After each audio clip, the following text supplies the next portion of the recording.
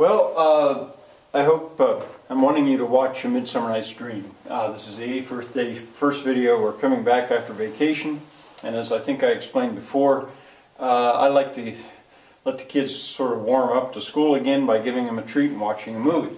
Alright, 1999 was wrong. I gave you the year of the version I'd like you to watch. It should be 2003, I think. In any case, it's the version with Kevin Klein in it. I think you could. I said you could rent it from Amazon.com for $4. I think it's $3. Why not? Subtitles. Should you put subtitles on there? I say no. If you can speak English, it's a shame to have to be reading it. Shakespeare was never meant his plays to be read.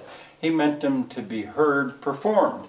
Now, if you're a foreign language if your native language is not English, well then maybe you should use subtitles, either in English or in your own language. That would be okay. The last year that I taught, a fellow teacher, a colleague, did this for me. She showed Midsummer Night's Dream at this point so that I would have more time with syntax. For which I thank her. Now the kids decided they wanted to see it with subtitles. I never gave them that choice myself, but let's see. There was something else I was going to say here, but maybe I'll think of it later, I hope. Oh, I know what it was. Yes, this. A Shakespearean play done as a movie, I think, has to be great. As a matter of fact, a Shakespearean play has to be great. I started to look at one done in 1999, and I knew right away this would not catch the kids. It wasn't great enough. Now, on stage is another matter. I think you might get away with one that was less than great if it were being done live on stage. But if you're seeing it as a film, you know, I would say out of every 10 films, or maybe not that high, versions of Shakespearean plays, one is great. So I would not approach Shakespeare out of duty, saying, oh yeah, he's great, I've heard he's great, I need to watch some Shakespeare. No. You need to find one that's great. Well, okay.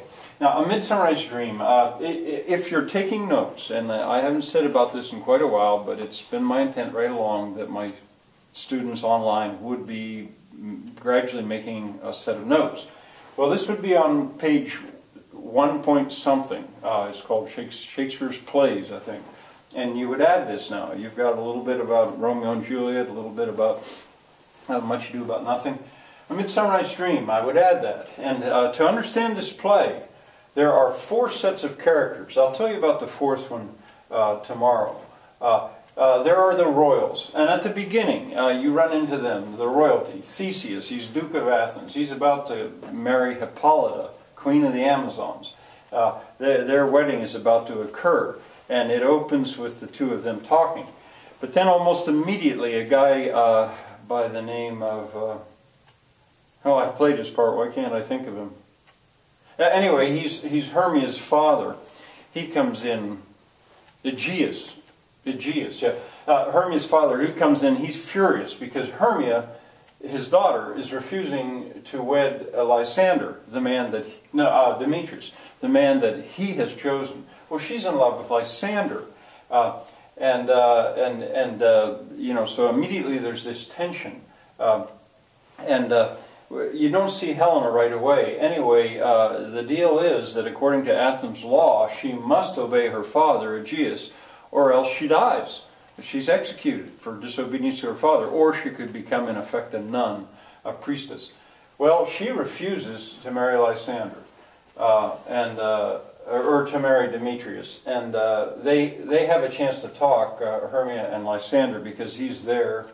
Well, I don't want to explain the whole thing. We find out about Helena at the opening of the movie. Nobody loves Helena.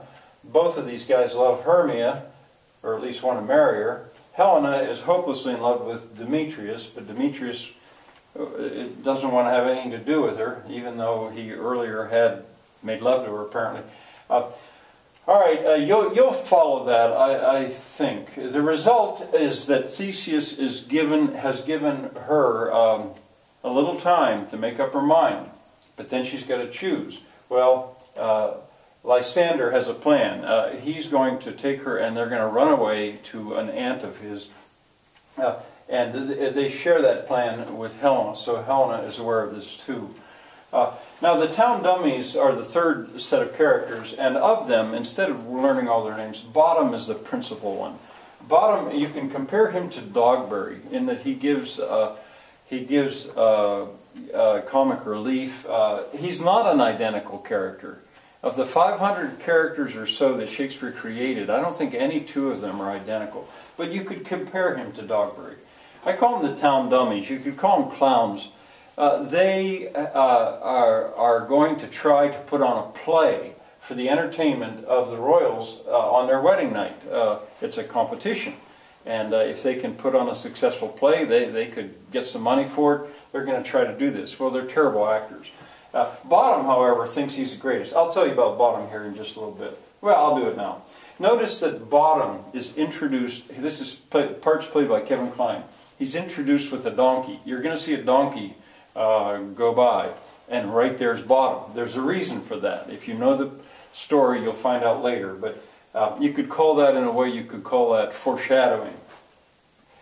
He wants all the parts. He's convinced that he's just such a great actor. And the rest of the town dummies are convinced he is too. And he wants to play them all.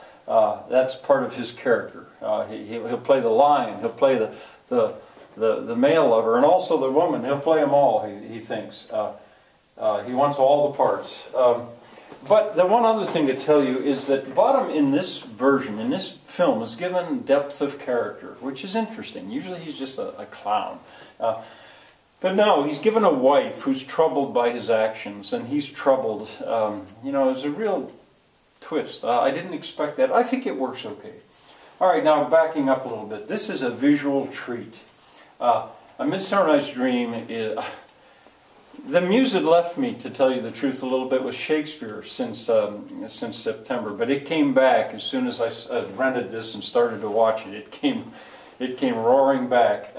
This is such a visual treat. You get to see an Italian garden. I could almost name it. I probably could if I tried. Where that's filmed, all of it is filmed in an Italian garden. Almost all of it. Some of it's in town. You'll see a water stairway. You don't see them every day. That's in the garden. I just like to point that out.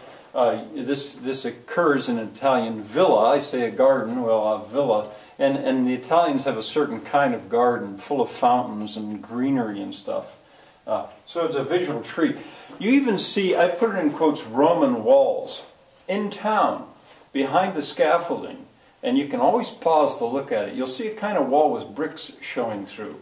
That's the way the Romans built their walls. Now, I'm not ready to guarantee that that's a Roman wall you're looking at, but it's a treat. And you know, with modern day pausing, you can take a closer look at all kinds of stuff. I did that in class all the time with the remote. It drove the kids crazy. I'd hit the pause button and I'd say, "Now look at that," and they want to follow the movie. But you know, I say, "We can do that anytime. I'm teaching. Look at that." All right, one of the reasons A Midsummer Night's Dream is used a lot, I think, in school is there's so much, well, one of them is that there's not very much body humor. There's a little bit, but not very much, so it's kind of safe in school. The poetry in it is richer. It's richer than in, say, Much Ado About Nothing. There's a lot of rhyme. And you come out of it with a lot of memorable quotes. Now, some of the poetry is purposefully bad. Bottom, when he's speaking, he gets carried away with alliteration in various times. So here's Shakespeare purposely writing bad poetry.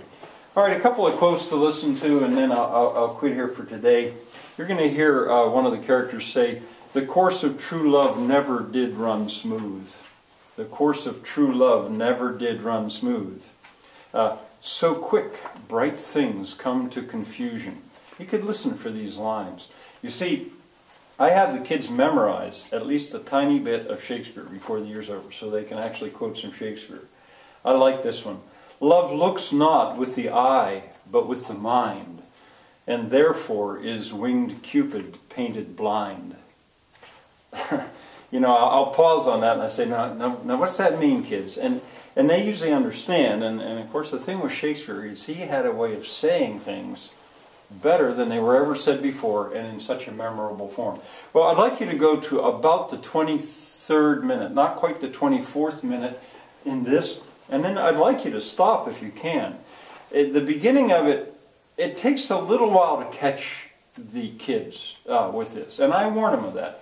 And me too. When I first watched this, I wasn't sure I was liking it until I saw Helena going along in the rain pushing a bicycle. That's Callista Flockhart, is that actress. I had never seen her before. I was quite taken with her, and by that time I was won. So I would urge you to rent it. You know, for $3 you can have it for 48 hours. That ought to be plenty of time. And I'll talk to you more about it tomorrow.